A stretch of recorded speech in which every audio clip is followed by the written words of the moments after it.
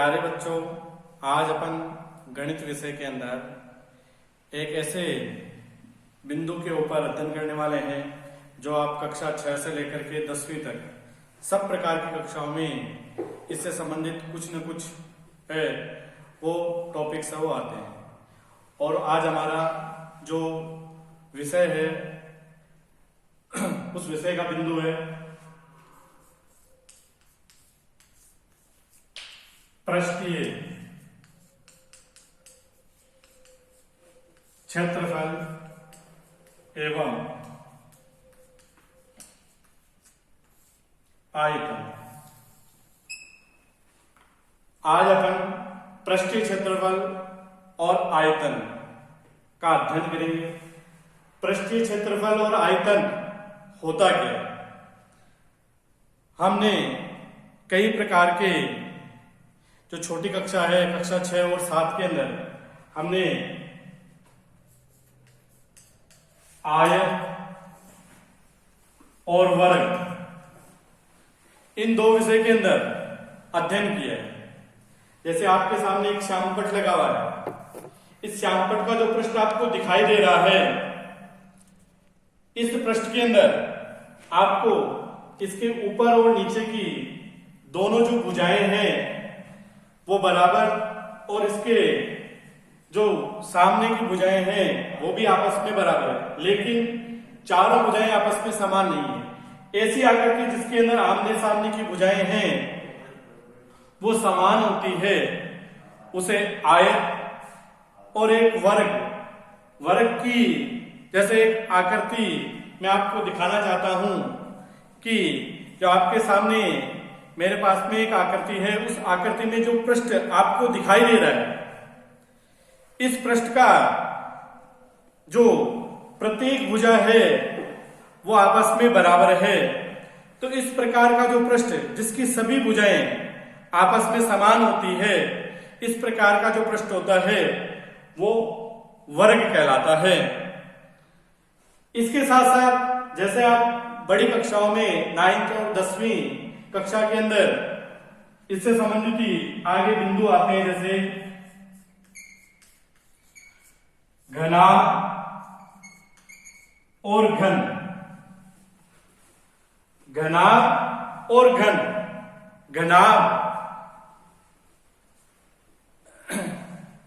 एक डिब्बा है मेरे हाथ में, उसके अंदर आपको दिखाई दे रहा है कि इसके अंदर कुल 6 फलक है। 1, 2, 3, 4 और ऊपर नीचे के 5 और 6।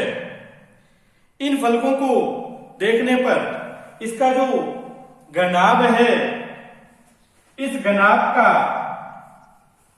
जो प्रत्येक फलक है वो एक आयत के समान दिखाई देता है। इसके अंदर देखने पर कि इसकी ये एक भुजा है वो एक लंबाई को निरूपित कर रही है, ये दूसरी भुजा है वो इसकी चौड़ाई को बता रही है, और ये ऊपर वाली भुजा है वो भी इसकी लंबाई के समानांतर है और बराबर है, और ये भुजा है वो चौड़ाई के समानांतर है और उसके समान है। तो ये एक जो फलक है वो एक आयत के समान। इसी प्रकार से इसका जो दूसरा फलक दिखाई दे रहा है उसके अंदर ये एक भुजा है वो इसकी चौड़ाई को बता रही है, ये भुजा है वो इसकी ऊंचाई को बता रही है, इसके अंदर भी आमने सामने की भुजाएं बराबर है। तो ये भी एक प्रकार का आयत है। तो जो घनाभ है उस घनाभ के अंदर कुल 6 फलक होते हैं और प्रत्येक फलक एक आयत के समान दिखाई देता है। इसी प्रकार से जो दूसरा बिंदु है घन, जो घन का है उसके अंदर भी आपके सामने जो घन की एक आकृति दिखाई दे रही है, इसके अंदर ये 1, ये 2, ये 3, ये 4, ये 5 और ये 6, ये 6 फलक इसके अंदर एक समान आकृति, जैसे आपने जो लूडो खेलते हैं उस लूडो के अंदर जो पासा होता है उसकी आकृति भी एक घन के समान ही होती है, जिसकी सभी भुजाएं हैं वो समान होती है। तो घन है उसकी प्रत्येक जो फलक होता है प्रत्येक जो फलक है वो एक वर्ग के समान दिखाई देता है, एक वर्ग के समान होता है, उसकी प्रत्येक भुजाएं बराबर होती है और प्रत्येक कोण है वो समकोण होता है। तो इस प्रकार से आज अपन घन और घनाभ है इन दो आकृतियों का पृष्ठीय क्षेत्रफल कैसे ज्ञात कर सकते हैं उनका अध्ययन करेंगे। और आयतन क्या चीज होती है? आयतन का अर्थ होता है कि कोई भी वस्तु है वो जितना स्थान घेरती है, जैसे आपके सामने एक घन का जो पात्र है, अगर मैं इसके अंदर एक छेद कर देता हूं और छेद करने के बाद में इसके अंदर कितनी हवा भरी हुई हो सकती है या मैं इसमें कितना पानी डाल सकता हूं, तो वो जितनी स्थान इसके अंदर घेरेगा हवा के द्वारा या पानी के द्वारा, वो इसके आयतन को निरूपित करेगा। तो इस प्रकार से सबसे पहले अपन घन घनाभ है इनका क्षेत्रफल कैसे ज्ञात कर सकते हैं और इनका आयतन कैसे ज्ञात कर सकते हैं, इनके सबसे पहले फॉर्मूले हैं उनका अध्ययन करते हैं।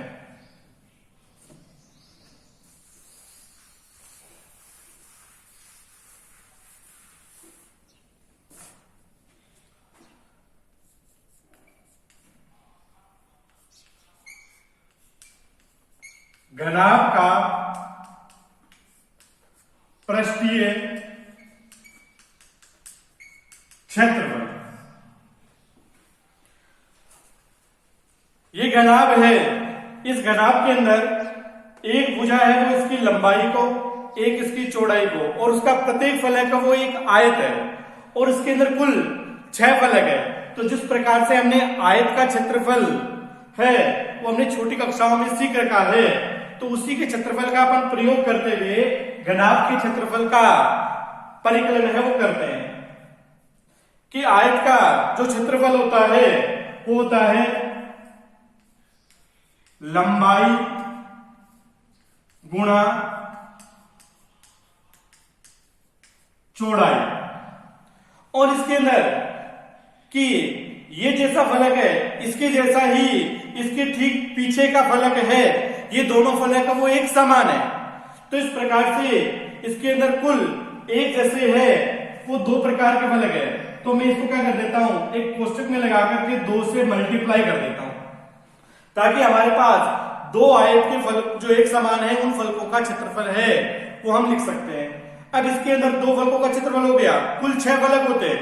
इसी प्रकार से अपन इसके तीसरा फलक है, इसके अंदर इसकी एक भुजा है वो चौड़ाई को बता रही है और एक भुजा है वो इसकी ऊंचाई को बताती है। तो ये भी एक प्रकार का आयत है, तो इसके अंदर भी इसको प्लस करके इसके अंदर चौड़ाई गुणा ऊंचाई, इस प्रकार के भी क्या है आगे पीछे है वो 2 प्रकार के फलक है वो दिखाई दे रहे हैं, एक ये वाला फलक और एक ये वाला फलक, जिसके अंदर एक भुजा है वो चौड़ाई को बता रही है, एक भुजा है वो ऊंचाई को बता रही है। तो ये भी एक आयत है तो उसका क्षेत्रफल है वो चौड़ाई गुणा ऊंचाई है। इसी प्रकार से अपन इसकी जो चौथे और 5वें फलक का देखते हैं कि इसके अंदर एक भुजा है वो ऊंचाई को बता रही है, एक भुजा है वो उसकी लंबाई को निरूपित कर रही है। तो इसका जो क्षेत्रफल होगा वो होगा ऊंचाई गुणा लंबाई, और इसको ब्रैकेट में बंद कर देते हैं। तो इस प्रकार से इसके 2 जो 6 फलक है उसमें 2 समान फलकों के कारण 2 फलकों का जो क्षेत्रफल है वो लंबाई इनटू चौड़ाई, इसी प्रकार से 2 अलग प्रकार के फलक है उसका चौड़ाई इनटू ऊंचाई, इसी प्रकार से 2 अलग प्रकार के फलक है जिसका ऊंचाई इनटू लंबाई। इस प्रकार से इन तीनों जो प्रकार के हमारे पास 2 फलक आए हैं उनका क्षेत्रफल का योग करके उसको अगर मैं 2 से गुणा कर देता हूं तो हमारे पास जो फॉर्मूला प्राप्त होता है वो घनाभ का संपूर्ण पृष्ठीय क्षेत्रफल या घनाभ का पृष्ठीय क्षेत्रफल कहलाता है। इसी प्रकार से जो दूसरा है घन का पृष्ठीय क्षेत्रफल, हमने घन के बारे में अध्ययन किया है कि घन के अंदर भी 6 फलक होते हैं और सभी फलक है वो एक वर्ग के समान होते हैं। तो जो वर्ग है उसकी चारों भुजाएं होती है वो समान होती है और प्रत्येक कोण है वो समकोण होता है। तो उसका जो क्षेत्रफल होता है वो होता है भुजा गुणा भुजा। तो इस प्रकार से जो घन है उसके अंदर भी 6 वर्ग के फलक है। तो जो एक वर्ग का एक पृष्ठ है उसका जो क्षेत्रफल है वो वर्ग के क्षेत्रफल के बराबर होगा, यानी भुजा का स्क्वायर या भुजा गुणा भुजा। और इस प्रकार के समान कितने फलक है? कुल 6 फलक है। तो मैं इसको क्या कर देता हूं, अगर मैं 6 से गुणा कर देता हूं तो हमारे पास में जो क्षेत्रफल प्राप्त हो रहा है वो घन का पृष्ठीय क्षेत्रफल प्राप्त हो जाएगा। इस प्रकार से घनाभ और घन है इन दोनों के पृष्ठीय क्षेत्रफल के जो फॉर्मूले उनकी सहायता से अपन इन पर आधारित कुछ प्रश्नों को हल करते हैं।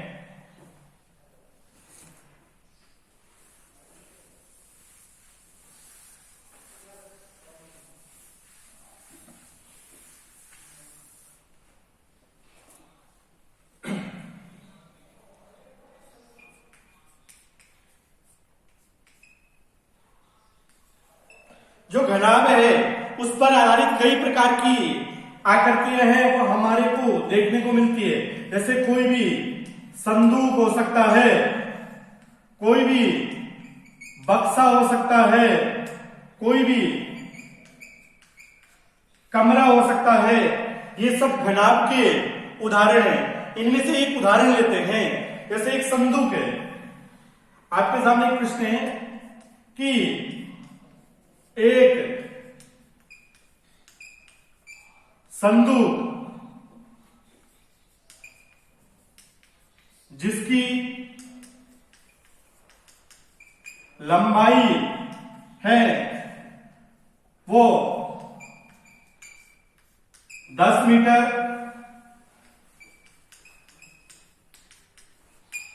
चौड़ाई है वो 5 मीटर और ऊंचाई है वो 7 मीटर है। तो इस संदूक का जो बाहरी संपूर्ण पृष्ठीय क्षेत्रफल है वो कितना होगा?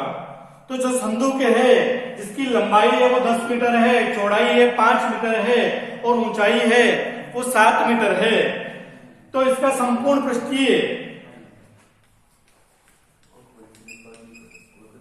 संदूक का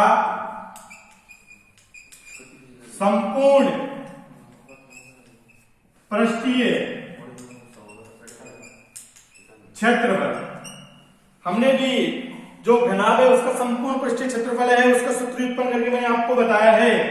तो उसका जो फॉर्मूला होता है कि 2 गुणा ब्रैकेट के अंदर लंबाई गुणा चौड़ाई प्लस चौड़ाई इंटू ऊंचाई प्लस ऊंचाई इंटू लंबाई। इस फॉर्मूले के अंदर अपन इनकी जो मान हमें दिए हुए हैं उनको रखते हैं कि ये 2 का 2 यहां ब्रैकेट का ब्रैकेट आएगा। अब इसके अंदर जो लंबाई है वो कितनी दे रखी है? 10,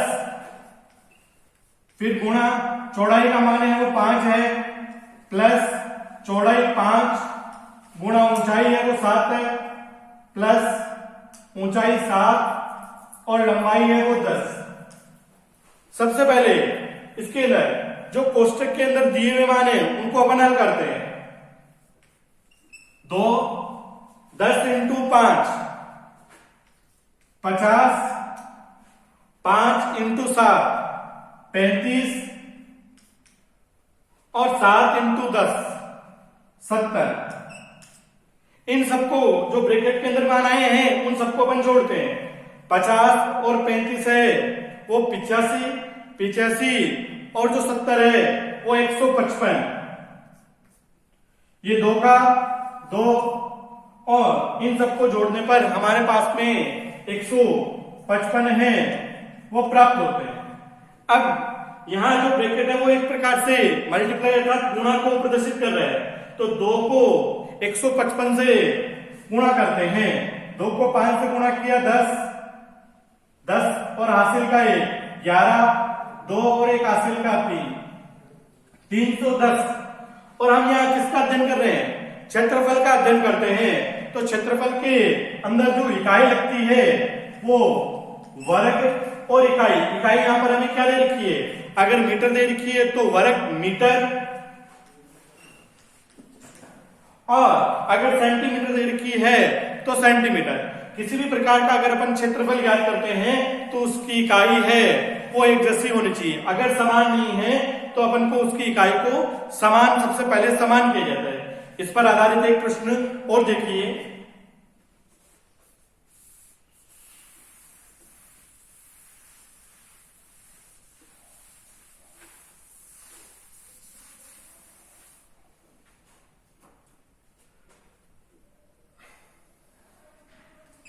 क्वेश्चन नंबर है 2 कि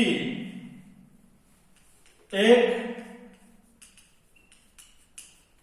बक्से की लंबाई है वो 1 मीटर है और उसकी चौड़ाई है वो 65 सेंटीमीटर है और उसकी जो ऊंचाई है वो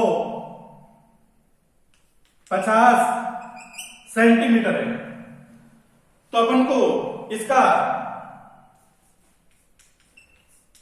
पृष्ठीय क्षेत्रफल ज्ञात करना है। तो हमारा सबसे पहला कार्य ये है कि जो मान हमें इकाइयां दे रखी है वो इकाई है वो एक जैसी होनी चाहिए। कि यहाँ लंबाई है उसका मान तो आपको दे रखा है मीटर में, और चौड़ाई और ऊंचाई है उनका मान दे रखा है सेंटीमीटर में। या तो अपन को चौड़ाई और ऊंचाई है उन सबको अपन मीटर में चेंज कर सकते हैं, या जो लंबाई है उसके मान को सेंटीमीटर में चेंज किया जा सकता है। कि हमने पढ़ा है कि जो 1 मीटर है वो 100 सेंटीमीटर के बराबर होता है।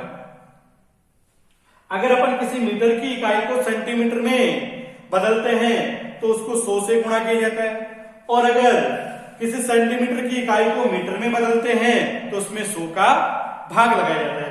तो अपन इनमें से किसी को भी है वो मीटर को सेंटीमीटर में बदल सकते हैं या सेंटीमीटर को मीटर में भी बदला जा सकता है। तो सरल करने के लिए मैं क्या करता हूं, जो मीटर है उसको सेंटीमीटर में बदल देता हूं। तो 1 मीटर है वो किसके बराबर होता है? 100 सेंटीमीटर के बराबर है। तो इस प्रकार से 1 मीटर बराबर क्या हो सकता है? 100 सेंटीमीटर हो सकता है। अब हमारे पास तीनों इकाइयां वो एक जैसी होगी। अब जो बक्सा है जिसकी लंबाई चौड़ाई ऊंचाई, अगर तीनों भुजाएं दे रखी है अपन को तो वो एक प्रकार से घनाभ है, और घनाभ का जो संपूर्ण पृष्ठीय क्षेत्रफल होता है वो 2 गुणा length into breadth plus B into H height into L. इस प्रकार से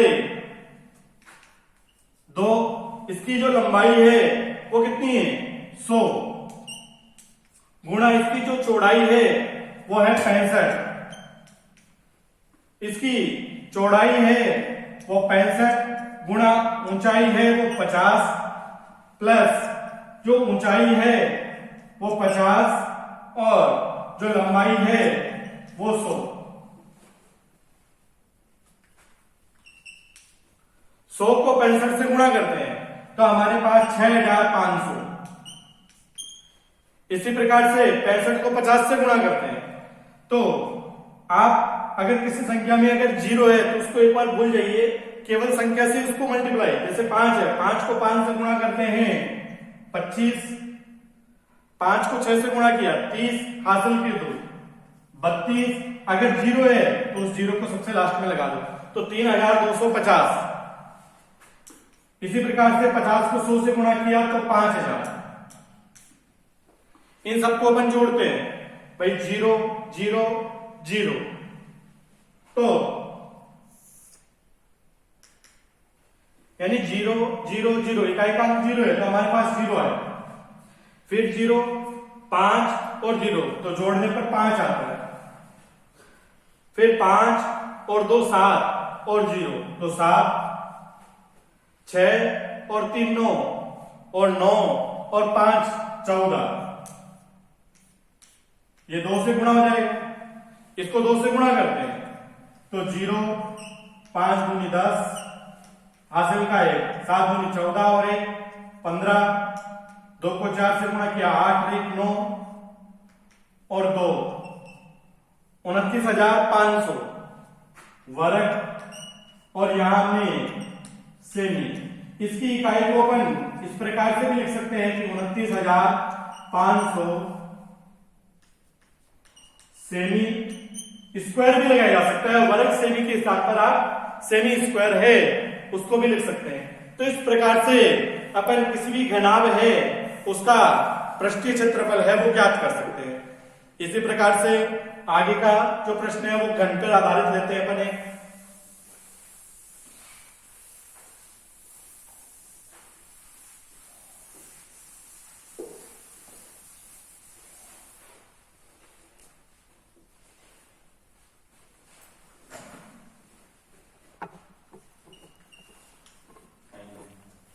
जो घन का उदाहरण हो सकता है जैसे चौक का डिब्बा, पासा हो सकता है। इस पर आधारित एक प्रश्न अपन लेते हैं। पहला जो प्रश्न है वो है जैसे एक चौक का डिब्बा है कि एक घनाकार चौक के डिब्बे की भुजा हमारे पास दे रखी है 10 सेंटीमीटर है। तो चौक के डिब्बे का संपूर्ण पृष्ठीय क्षेत्रफल ज्ञात करना। अब चौक का डिब्बा किस प्रकार का है? घनाकार चौक का डिब्बा है और घनाकार है तो घन का हमने पृष्ठीय का फॉर्मूला बताया था कि घन का जो पृष्ठीय क्षेत्रफल होता है वो 6 गुणा भुजा का स्क्वायर होता है। तो यहां 6 का 6 और इसकी भुजा कितनी दे रखी है 10 सेमी, तो ब्रैकेट के अंदर 10 का स्क्वायर। स्क्वायर का जो अर्थ होता है वो आप इसको 6 गुणा स्क्वायर का मतलब 10 है, वो 2 बार गुणा है, 10 गुणा 10। तो सबसे पहले 10 को 10 से गुणा करता हूं तो 100 और 100 को 6 से गुणा करता हूं तो 600। तो इसका जो पृष्ठीय क्षेत्रफल है वो हमारे पास में आता है 600 वर्ग सेमी। इसी प्रकार से उदाहरण और बताते हैं आपको।